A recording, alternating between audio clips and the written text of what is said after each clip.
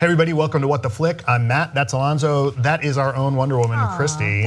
We're here today to talk about Professor Marston and the Wonder Women. So yeah, this is a biopic about William Moulton Marston, the guy who created the Wonder Woman comics, but who did so thanks to the two women in his life, his wife, who's played by Rebecca Hall, and the other woman in their triad relationship, played by Bella Heathcote. Obviously, this was very salacious stuff for the 1930s, but they were very progressive. Bella Heathcote's character, in fact, was the niece of Margaret Sanger. They believed in free love, and so they made it happen despite some issues with academia and the neighbors, but it's an interesting look at how an unconventional lifestyle helped to create an unconventional comic character. Take a look. Who's Charles Moulton? That is my pseudonym. Why don't you write Wonder Woman under your real name? Because most Americans have a low opinion of comic book writers? Or is it something else? A person is most happy when they are submissive to a loving authority. I want to study her. She'll break your heart. Don't be jealous. I'm your wife, not your jailer. Dr. Marston, every issue of Wonder Woman is filled with violence, torture, and sadomasochism. This abnormal behavior in your comic is reckless.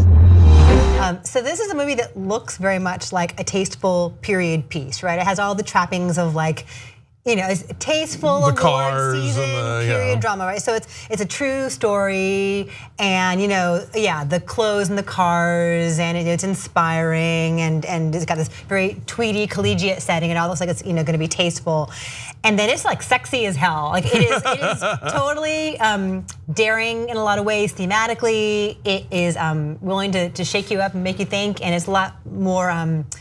It's just fun. It's fun and interesting in ways that I think you would not expect. It is not the restrained period drama that it might appear to be on the surface. So don't go into it thinking it's going to be that. That's one of the things I liked about this movie. Too. Now, admittedly, I went into this, I don't know what happened. I went into this thinking it was a doc.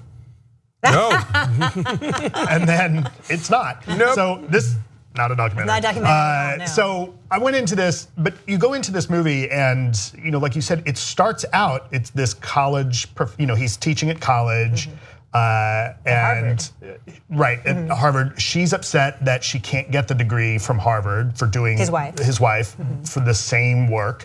But it comes off, like you said, like it's gonna be this staid thing, and you almost get the sense that, okay, because if you know the history, you know that like, oh, he's gonna have an affair with the student, and it's gonna be tawdry, and it's gonna be, this if not unrequited, this very kind of hinted and very dramatic tension. Can this marriage be saved? And nope, it's like nope, we're just gonna do it. We're all gonna do it. Once they get into it, it's like, yeah, okay, sure, fine. Like, and it is one of the least hysterical movies I've ever seen about like, polygamy, not polygamy, polyamory. Thank you. Right. It was poly something. Right. And and it's just like they're mature and they talk about things and they're like, yeah, we all want this. Let's do it. It reminded me of Kinsey in that way. Yes. In that it's got a great cast and it looks like awards bait kind of movie, but it explores really like daring territory, in non-judgy ways. And like, this was in the 1930s, and this is a relationship that even now people would have a problem with. So it's not like, oh, back then they were so provincial. No, like these days they would still, the neighbors would still freak out, and the college would probably still fire him. Like we haven't progressed at all. Right, and I think that the fallout that happens when it comes to light in their neighborhood is, all right, everybody get ready to drink, germane to the wife's reaction later and how things almost seem to fall apart with them, right? As there's, and I can't remember the name of the Marston's wife. Elizabeth. As Elizabeth, she's the one who really wants to back off at some point, right? And that's a point where you see it's because of the pressure of society and because of the things it's cost them in their lives and the work that it's cost them, and they can't continue to do the stuff that they are really trying to develop and their theories that they're trying to develop. And I really appreciated that they kind of earned that. There's another drinking word. With gravitas. With gravitas. But I really enjoyed this movie, and I was thinking about it. It almost took me out of the movie a little bit, and this is, I will admit, this is me bringing my own baggage into this. It took me a little bit out of the movie that they cast Luke Evans, and that shouldn't, right? Just as an out gay man, as the guy in this relationship, a little bit it was like, that's a weird choice. I'd forgotten. But then I got over it. I totally forgot that he was gay, yeah. But to mention, back to Rebecca Hall for a second, I mean, she's great in this and she's just ferocious and brilliant, but she's a pragmatist in the group, right? Yeah. The rest of them are like, they have ideas and they're all excited, but she's like, no, we still have to work and we have to eat. So she and Bella Heathcote as Olive, the student that they get involved with, like they're so wonderfully complementing each other because they're so different, and yeah, as he puts it at one point, together you're the perfect woman. Yeah, they have crazy chemistry, like all three of them do, but especially the two women. The scene where they finally like give into their urges, and Angela Robinson, who wrote and directed this, build up to it really nicely. Yeah. There's so much tension. And this tension just when Luke Evans and Rebecca Hall are just like bantering in the lab, like they're brilliant and they enjoy each other's company. It's nice. This is probably the most I've ever liked Luke Evans in a movie. I think. You didn't like him in Beauty and the Beast when he was Gaston in Beauty and the Beast. He was fine. No, he was. You're right. I forgot about him. But I like him more still in this, I think, than anything else. Not that it's the only time I've liked him. I just like him more. No, I think I totally agree. The three of them have great chemistry. I also want to mention Connie Nielsen. Oh yeah. Who plays a sort of 1940s.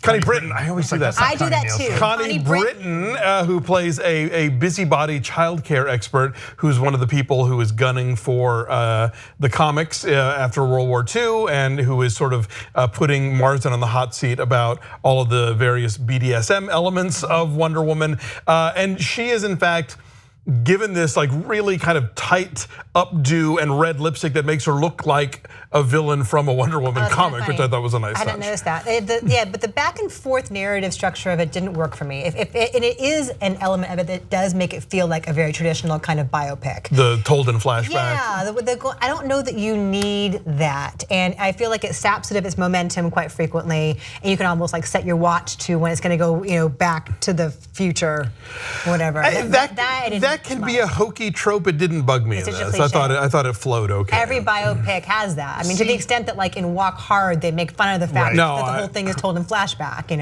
One of the things, so there's elements in this movie that I loved around cliches in that I think the characters, Marston and Elizabeth and Olive all get set up initially like you think, okay, well, I see where this is going. And there's a depth to them where, especially like Olive is not this ingenue innocent, like she knows what she wants, and you get that. And I like that you see that these characters, they're written as real people, and I like that a lot. I like the scene where he wanders into that kind of burlesque novelty shop, and the way the proprietor is asking him these questions, like he's like, "Are you sussing him out? Postal service?" Yeah.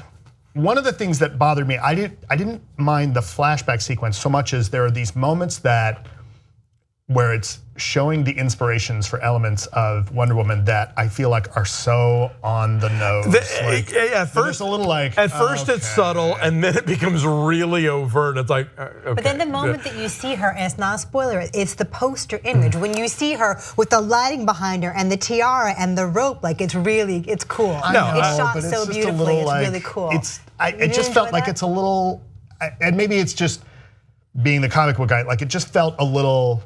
It felt lose one. It's too much. Yeah, take one piece of jewelry off. I think this movie has a fair amount of subtlety in it that they lose in some of those moments, and they're playing it a little too strong. And that's a little frustrating. Well, like the same way they have their first three-way, when they finally give in to their urges, they play "Feeling Good" by Nina Simone. Like, and that was the other thing. Feeling good. And I love Nina Simone, but like the music supervisors need to like take a step back. But also in that scene, like one of them's dressed like Steve, and one of them's in the Greek outfit, and one of them's got the cheetah outfit. But I bought it. It's a little much, but I bought it. I'm a longtime Angela Robinson fan, so I kind of like, frankly, when queer filmmakers get to tackle history and get to tackle pop culture and get to talk about the queer elements of that history that most other filmmakers would deftly skip or touch upon as quickly as possible and then run in the other direction. Yeah, no, it's depicted in a very loving, very positive way. Yeah. Their whole relationship. Their Yeah, I mean, marriage, at no whatever you wanna point, call it. at no point are you supposed to think that what they've done is it's almost that you feel sorry for everybody around them. Like, what the hell's wrong with you? Everybody else, like. They love each other. They're cool. And even there's Olive at one point has a fiance and he susses out what's going on and is not down with it. And that's a character that could have been very easily and he's, he wasn't like this sort of two-dimensional monster. Like he expresses a genuine concern of like, do you know what's going on here? I am not down with this. But it wasn't. I don't know. I felt like they made him a human being, and they didn't just make him like sort of stock, disapproving figure. Which I mean, technically, I guess the Connie Britton character is, but those not much to her, right? But those folks existed. I mean, like she's clearly set up as kind of the precursor to Frederick Wortham and well, Tipper Gore later, but Frederick Wortham and the actual hearings that did happen that really screwed up the comics industry in the 1950s. There you go. Right. Very small role from Oliver Platt, but kind of nails it as William Gaines. Yes. Yeah. But it's a nice the legendary compliment. William Gaines. Yes. It's a nice compliment to Wonder Woman coming out, earlier this summer. Right. What a huge hit that was. I mean, so that was her origin story, and this is the origin story to the origin story. So it's kind of, I didn't know any of this. Oh. I knew none. Did you know about the lie detector? No, I knew none of this. I knew some of this, and I love that. If you know some of this, and that when they accuse him of putting certain elements in there, that he's, oh my God, how can you put this in front of children? And he's like, well, yeah, yeah, that's what I tried to do. And he's got reasons that make sense to that character, and arguably, like, you could debate that he's not that wrong. Yeah, I didn't know any of the psychological elements behind the character. I knew none of that, so it was really cool to learn that. And as with all biopics, there are some people who are questioning this version of events, and all biopics get that. And so, yes, don't necessarily take this movie as the gospel truth, but as a version of what did indeed happen, I found it really. If it inspires you to read, I can't remember the name of the writer that did the book, but there's a great book. It's The Secret History of Wonder Woman. I have to dig it up because I just read it. I'll post it in the comments. It's a terrific book about kind of the history and the culture's reaction, and it covers a fair amount of Marston in it. And some of it was used as source material for this story. And you can tell in the photos that run in the closing credits that Marston was nowhere near as hot as Luke Evans. No one is as hot as Luke Evans. Movies. All right, so my number is an 8.3. I liked it very much. 8, that's terrific. 8. Okay, we're 8.1. It's at 90% on the tomato meter, so please go see it. Bye. The second best Wonder Woman movie of the year. Bye.